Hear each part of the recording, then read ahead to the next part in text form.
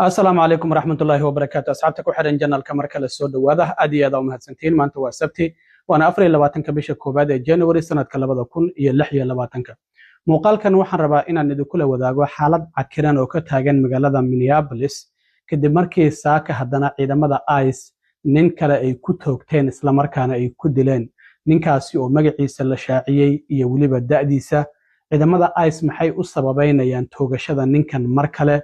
maamulka gobolka gudoomiyaha gobolka oo arintaasi ka hadlay maayarka magaalada oo ka hadlay iyo sidoo kalena taliyaha ciidamada booliska ee Minneapolis oo isaguna ka hadlay arimahaasi oo idil ayaan rabaa inaan idin la wadaago iyo xiisada ka taagan magaalada Minneapolis oo gobolka Minnesota iyo madaxda magaalada iyo kuwa gobolkaba oo dalbanaya markale ciidamada ICE inay isaga baxaan guud ahaan gobolkaasi balse marka hore in ciidamada ICE wili howlgalo ballaaran ay ka wadaan magaalooyinka mataanaha ee St. Paul iyo Minneapolis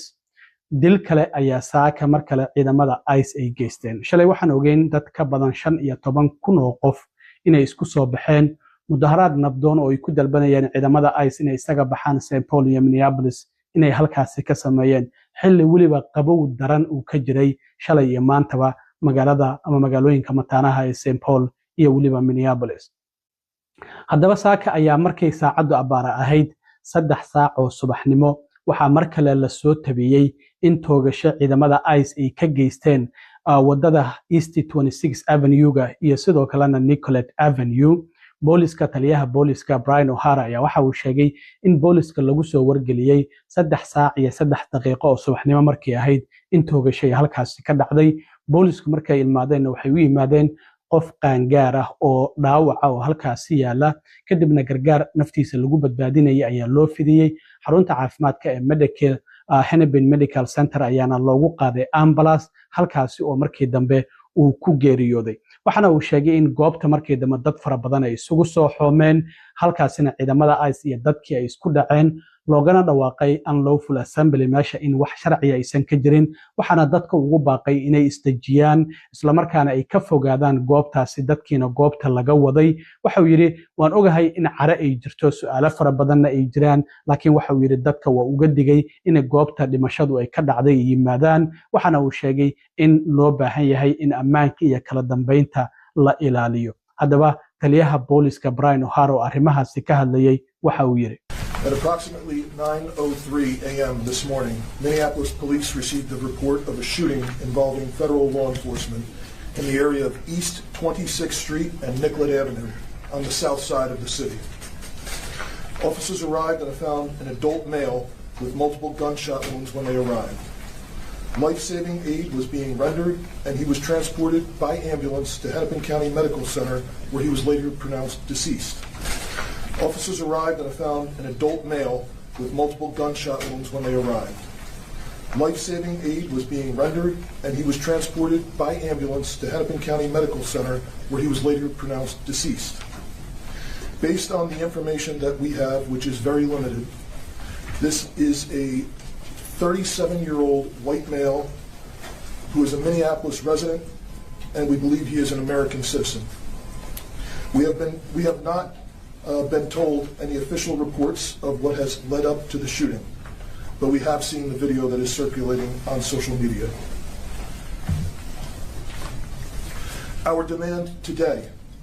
is for those federal agencies that are operating in our city to do so with the same discipline, humanity, and integrity that effective law enforcement in this country demands. We urge everyone to remain peaceful. We recognize that there's a lot of anger and a lot of questions around what has happened, but we need people to remain peaceful. In the area, we have an unlawful assembly at this time. Minneapolis police have given multiple warnings for the crowd to disperse. We are asking for people to avoid the area and to leave if you are there. We ask everyone to remain calm and to please do not destroy our own city. ninka dhintay oo ciidamada ICE ay dileen ayaa magaciisa waxa lagu sheegay Alex Jeffrey Brett oo 37 jir ah waxaan ogeyn sidoo kale 7 bishan January Renee Nicole Good in ciidamada ICE ay ku dileen isla magaalada Minneapolis 14 January na waxay dhaawaceen nin Venezuela ka soo jeedo oo Julio Cesar Sosa Salis la yiraahdo oo isagana ay sheegeen in ay ceyrsanayeen maadaama uu sharci la'aan ahaa 2 qof oo ku soo baxdayna sidoo kale ay xireen isagana ay dhaawaceen marka waa qofkii saddexaad oo ciidamada ICE toogasho ay ugu geystaan magaalada Minneapolis ilaa iyo markii howlgallada ay ka bilaabeen maayarka magaalada Minneapolis Jacob Frey oo isagana wajigiisa care ay ka muuqatay ayaa waxa uu sheegay in uu arkay videogan aad arkaysaan waa sida ay wax u dhaceen waxa la arkayaa in 6 askari oo kamid ah ciidamada ICE ay la xarbinayaan ninkan geeriyooday kadibna dhulka ayay dhigeen iyagoo dhulka ku haya isaguna uu rafanayo la arkayo ayaa la maqlayaa rasaasta isla markaana halkaasi waxaa la sheegay in dhowr rasaasa lagu dhuftay ninkaasi sida dad goobta ka agdhawaa muuqaalkan ay duubeen aad ka arkaysaan marka dhowr xabadood ayaa ku dhacday ninkaasi waxaana dawladdu markii dambe ay soo bandhigtay ciidamada ICE bistooladan iyo 2 qasnadood oo ay sheegeen in ninkan uu watay taliyaha ciidamada xuduudaha ilaaliya ee hogaaminaya kamid ah hogaanka ciidamada howlgallada ka wada Minneapolis iyo St. Paul Gregory Bobino ayaa isaguna shir jaraa'id qabtay waxa uu sheegay in ciidamada ICE oo howlgal bartilmaameed ah oo nin sharci la'aan ah oo magaciisa uu ku sheegay Jose Wok Juma in uu ninkan dhimanaya markii dambe uu pistoolad wata uu ciidamada ku soo taagay markaas kadibna ay ciidamadu gacanta ay ku dhigeen waxaana uu sheegay ninkan inuu doonayo inuu xasuuqo ciidamada ICE ee goobtaasi joogay sidaas darteedna askari kamid ah ciidamada ICE ayaa isagoo nafsadiisa iyo nafsada ciidamada kala difaacaya oo risaas uu ku dhuftay ninkan sidaasina uu ku geeriyooday marka waxay leeyihiin ninkan isaga ayaa bistoolada nala soo aaday bistooladan ay soo bandhigeen oo 2 qasnadood wata waliba sida automatic u dhacda sida ay sheegeen ayaa waxa uu ninkaasi u watay waxaana uu doonayay in ciidamada ICE ee howlgalka halkaasi ka waday waliba ninkaasi oo nin dambiilaha sharci la'aan bilaa leysin la'aan gawaari wado horeyna oo dambiye kala duwan lagu soo eeday ay doonayeen inay soo qabtaan haddaba waa kan Gregory Bobino oo isagu ka warbixinayay sidii saaka ay wax u dhaceen iyo sababta askarigaasi uu doogtay ninkaasi cadaanka ah oo lagu sheegay magaciisa Alex Jeffrey Brady at 9:05 a.m. Central Standard Time as DHS law enforcement officers were conducting a targeted operation in Minneapolis against an illegal alien, Jose Huerta Chuma. You can see this illegal alien on the screen to my left and right. That is Jose Huerta Chuma, whose criminal history includes domestic assault to intentionally inflict bodily harm, disorderly conduct, and driving without a valid license. During this operation, an individual approached U.S. Border Patrol agents with a 9mm semi-automatic handgun. The agents attempted to disarm the individual, but he violently resisted. Fearing for his life and the lives and safety of fellow officers, a Border Patrol agent fired defensive shots. Medics on the scene immediately delivered medical aid to the subject, but the subject was pronounced dead at the scene. The suspect also had 2 loaded magazines and no accessible ID. This looks like a situation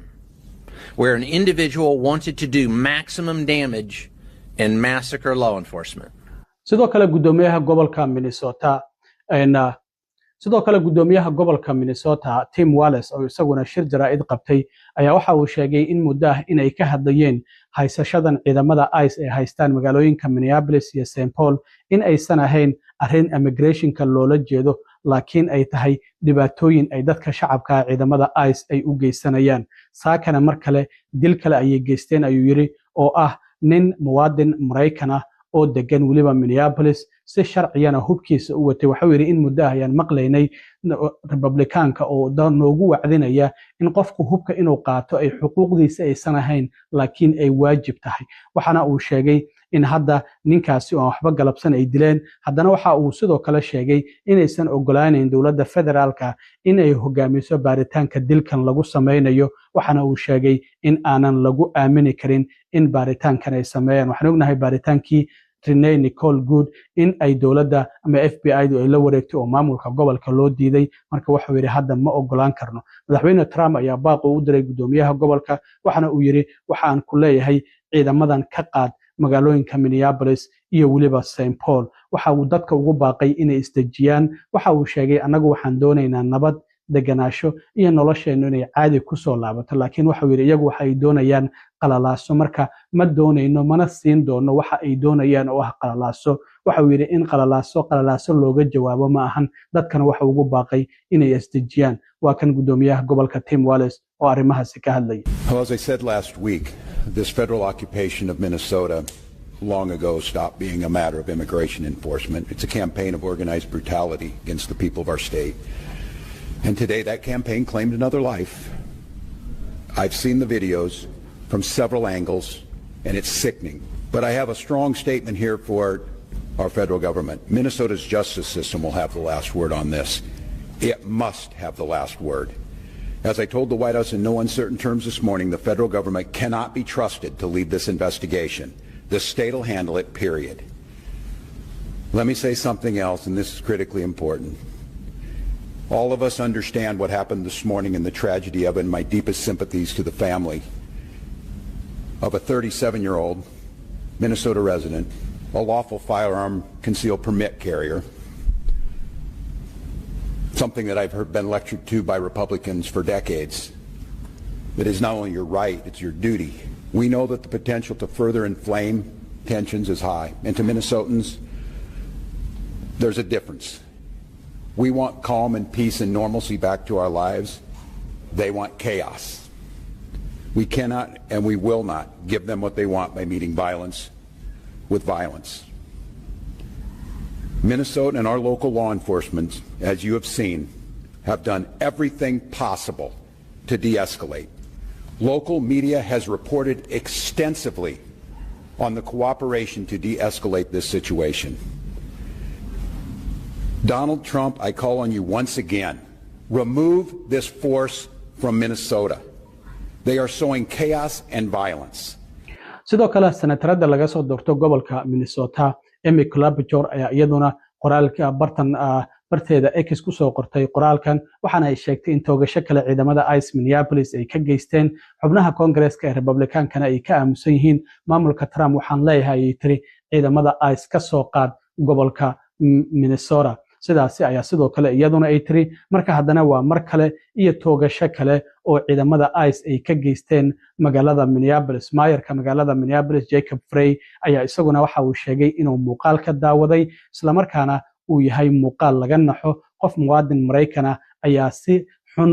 loo dilay ayuu yiri haddii arrintan ay sii socotana dad kale ayaa dhiman kara kuwa kalena dhaawac halis ayaa soo gaari kara marka waxa uu yiri arrintan waa arrin siyaasadeed iyo waliba arrin xisbi oo sheegay in aan loo baahnayn in ciidamadan halkan ay sii joogaan waxaana ugu baaqay in ciidamada ICE ay isaga baxaan magaalada Minneapolis dadkana waxa ugu baaqay in ay deganaasho muujiyaan haddii ay mudaharaadayaanna ay si nabdoon ku mudaharaadaan aad iyo aad u mahadsantiin asxaabta intaan mar kale kulmi doono waa saaxiibkiin cilmi waaro idin la sida iyo nabadgelyo